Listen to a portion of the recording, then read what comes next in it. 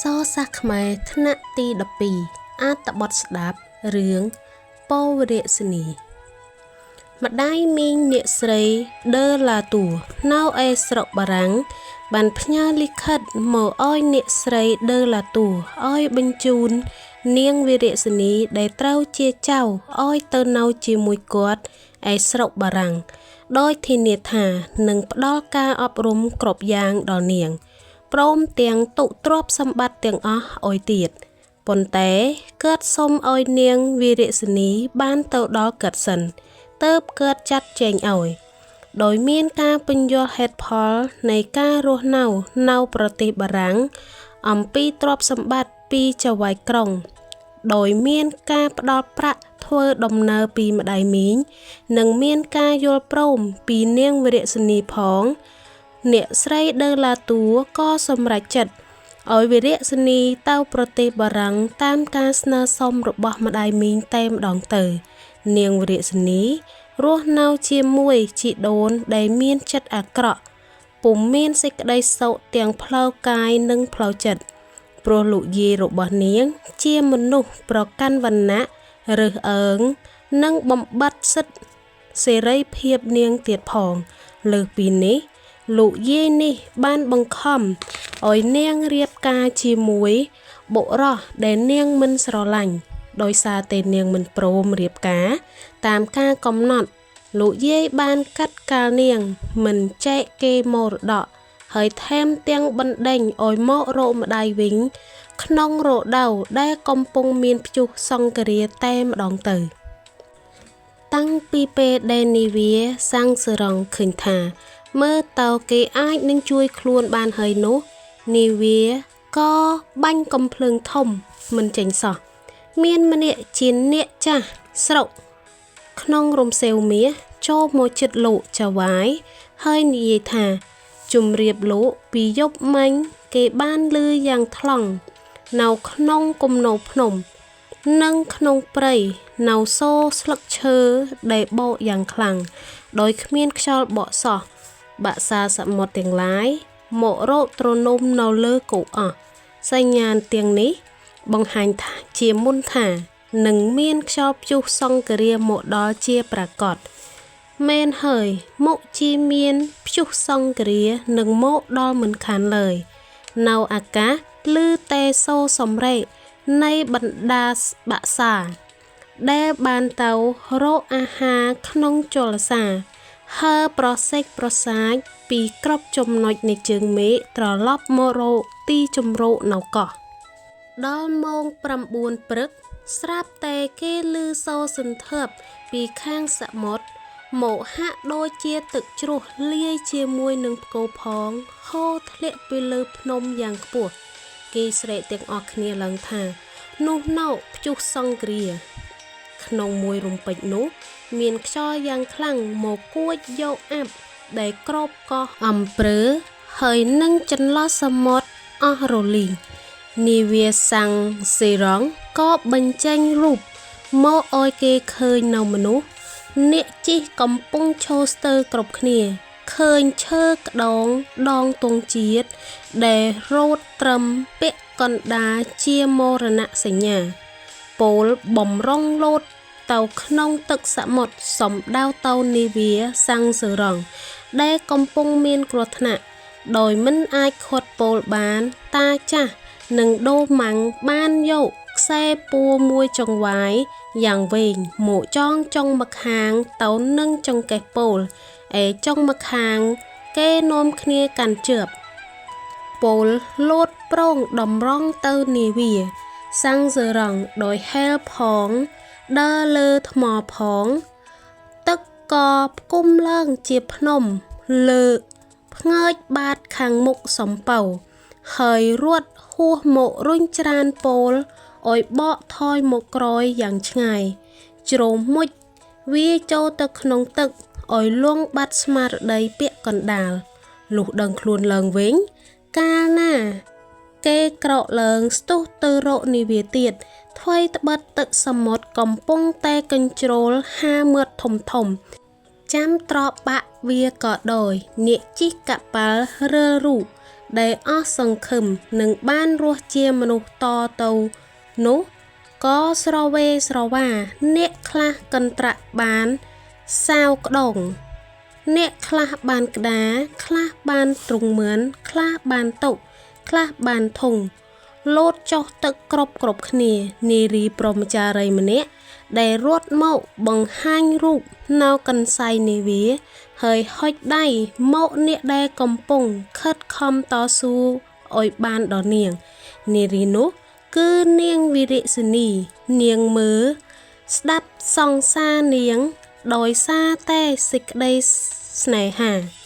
អង្គអាចរបស់គេប៉ុន្តែទុជាក្លាហានអង្គអាចយ៉ាងណាក៏ដោយសង្សារនាងគ្មានផ្លូវនឹងបានចិត្តនាងឡើយម្លេះហើយនាងលើកដៃឡើងដោយអាកប្បកិរិយាយ៉ាងថ្លៃថ្នូរធ្វើសញ្ញាមកអ្នកនៅកោះឲ្យដឹងថានាងលាហើយលាទៅរហូតតែម្ដងកាលនោះគេរកគ្នាលើនាវាលោតទឹកផុតអស់ទៅហើយនៅសល់តែកម្មករម្នាក់ប៉ុណ្ណោះប៉ុន្តែកម្មករនេះអាក្រាតកាយមិនគួរមើលសោះវាចូលមកជិតនាងគោរពហើយលុតជង្គង់សុំឲ្យនាងដោះសម្លៀកបំពាក់ចេញឲ្យអស់វានឹងជួយនាំនាងទៅត្រើយឲ្យបានគង់ជីវិតព្រោះបើទុសម្ពុតអាវទៅវាធ្ងន់ណាស់មិនអាចជួយបានទេនាងមិនព្រមហើយបែរភ្នែកចេញទៅគេមើលពីត្រើយទៅឃើញទស្សនីយភាពដូច្នោះក៏ស្រែកផ្លើតសំឡេងទាំងអស់គ្នាថាជួយនាងទៅជួយនាងទៅកុំចូលនាងប៉ុន្តែតូទួលពេលនោះ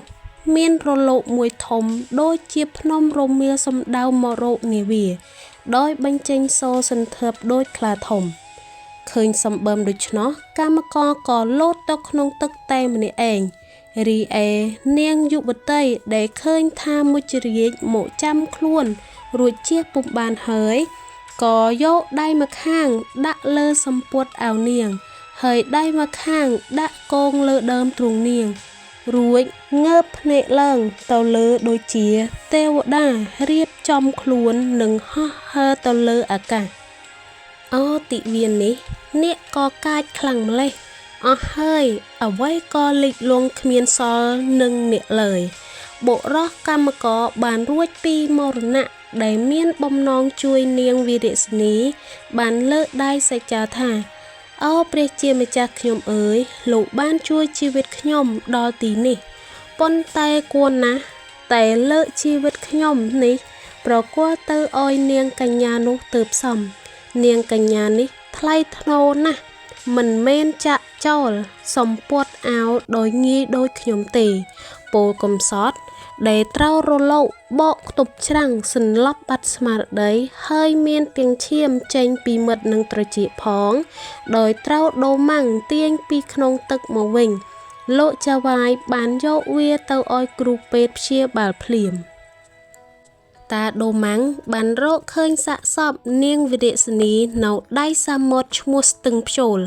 អាសូរនាងវីរសិនីក៏ពាក់កណ្ដាលខ្លួននៅក្នុងខ្សាច់ក្នុងអិរិយាបថដដែលដោយការគេបានឃើញនៅលើនាវាមុនពេលស្លាប់គឺដៃទាំងពីរនៅតែខ្ទប់ដើមទ្រូងនិងសម្ពុតអាវទឹកមុខគ្មានផ្លែកប៉ុន្មានពីការនៅរស់ទេពិតមែនតែភ្នែកបិទប៉ុន្តែគេមើលទៅថាឃើញនៅតែមានសភាពស្លូតបូតដោយធម្មតាបើកុំតែឃើញថ្ពាល់នាងផ្លាស់សម្បល់ពីកុលាបទៅស្វាយប្រហែលជាគេពុំដឹងថានាងស្លាប់ទេដៃនាងឡើងរឹងអស់ទៅហើយក្នុងម្រាមនេះនាងក្តាប់ប្រអប់មួយយ៉ាងជឿបរកគេប្រលេះចេញសឹងពុំបានលុះគេបើកប្រអប់នោះឡើងគាត់ភ្ញាក់ក្រៃលែងដោយឃើញមានរូបភាពពលដែលនាងបានសន្យាកាលនាងនៅរស់ថានាងនឹងមិនបោះបង់ចោលទៅណាឡើយពួកចាស់ទាំងពីរស្រែកទ្រហោយំសឹងធ្លាយអាកាសក្នុងពេលនោះលោកដឺឡាប៊ូដូណេសបានចាត់ការនាំយកសាកសពនាងវីរសិនីទៅធ្វើបុណ្យនៅទីក្រុងថ្ងៃនោះនៅទីក្រុងពលវីមានអ្នកស្រុកជាច្រើនមកពីគ្រប់សង្កាត់នាំគ្នាឈរកក កុញដើម្បីដង្ហែសពនាងហាក់ដូចជានាងវិរៈសិនីនេះមានគុណអ្វីមួយយ៉ាងធំចំពោះកោះ Île-de-France ទាំងមូលរំលងពីនោះចំនួន3សប្តាហ៍ពោលមានកម្លាំងក្រិនបើល្មមដើររួចហើយបានដើរច្រកចរគ្រប់ទីកន្លែងដែលធ្លាប់ដើរលេងជាមួយនាងវិរៈសិនីកាលមិនទាន់ទៅស្រុកបារាំង8ថ្ងៃក្រោយមកទៀតដោយពុំបានដេកពុំបានទទួលទានអាហារហើយដើរគ្រប់ទីកន្លែងទៀតធ្វើឲ្យពោលធ្លាក់ខ្លួនឈឺជាទំងាន់គេក៏បានយកពោលមកផ្ទះវិញភាពអស់សង្ឃឹមចំពោះអាយុជីវិតពោលបានគ្របដណ្ដប់ទៅលើគ្រួសារពោលនិងអ្នកភូមិទាំងមូលអ្នកស្រី Marguerite និងអ្នកស្រី De La Tour ចុកណែនដើមទ្រូងស្ទើរប្រេះធ្លាយនិយាយមិនចេញគាត់ទួញយំអង្វរកូនឲ្យខំកាត់ចិត្តលេបបាយចំណីតែមួយម៉ាត់ក៏ពោលពុំទទួលដែរពោលបែរជានិយាយទាំងសំឡេងខ្សោថាធ្វើម្ដាយគេអីក៏សាហាវម្លេះពង្រត់គេឲ្យព្រួតប្រាស់វិនាបងអោស្ត្រីគ្មានមេត្តាស្រវារោគទ្រពគេគ្មានពិចារណាដល់គ្រោះថ្នាក់នៃការឆ្លងសមុទ្រគ្មានគិតពីក្តីសោកសង្រេងរបស់បុត្រធីតាសោះអ្នកឯងនេះជាមនុស្សគ្មានធម៌យកកូនស្រីទៅច្រានទម្លាក់ឲ្យស្លាប់ក្នុងទឹកសមុទ្រព្រោះតែចង់បានទ្រព្យគេផ្លេចអស់ទឹកដីឯងដែលបានផ្ដល់កំណើតឲ្យអោវិរៈសិនីអូនសំឡាញ់មេបងអើយបងនឹកអូនណាស់បងសូមសច្ចាទោះជាតិណាបងសូមបានរស់នៅជាមួយអូនជានិច្ចសូមអូនមកទទួលយកវិញ្ញាណក្ខន្ធបងទៅផងអូនសំឡាញ់តើអូនមាននឹកឃើញទេនៅអនុស្សាវរីយ៍ដែលយើងបានសាងជាមួយគ្នាកាលពីយើងនៅក្មេងៗនឹកឃើញទេកាលអូនជិះខ្នងបងឆ្លងស្ទឹងនឹកដល់កន្លែងនោះពោលក៏ស្រែកទ្រហោយំយ៉ាងខ្លាំងប៉ុន្តែសំឡេងវាបែរជាគ្មានឮចេញមកក្រៅព្រោះកម្លាំងកាន់តែខ្សោយណាស់ទៅហើយពីមួយថ្ងៃទៅមួយថ្ងៃគេឃើញតែទឹកភ្នែកហូរហៀចេញមិនដាច់ពីរង្វង់ភ្នែកខោងកប់ច្រៅទៅក្នុងឆ្អឹងមុខដែលស្លេកស្លាំងរូបកាយស្ដោកស្ដឹងលេងកំរើកដង្ហើមក៏ចាប់ដង្ហក់ម្ដងហើយក៏ស្លាប់នាពេលនោះទៅគេបានយកសពពោលទៅបញ្ចុះទៅទឹមនឹងភ្នោនាងវិរៈសិនីដែលស្ថិតនៅជិតព្រះវិហារភូមិក្រូចថ្លុងក្បែរគុម្ពឫស្សីដែលនាងកាលនៅរស់ចូលចិត្តមកអង្គុយលេងជាមួយពោលរៀងរាល់ថ្ងៃអាទិត្យដែលអ្នកទាំងពីរមកសុំសិលជាមួយម្ដាយដកស្រង់ចេញពីសៀវភៅរឿងពោលវិរៈសិនីរបស់លោកហាក់សង់រីបៀណាដាំងដឺសាំងព្យានិពន្ធនៅឆ្នាំ1788និងប្រែសម្រួលមកជាភាសាខ្មែរដោយលោកហងធុងហាក់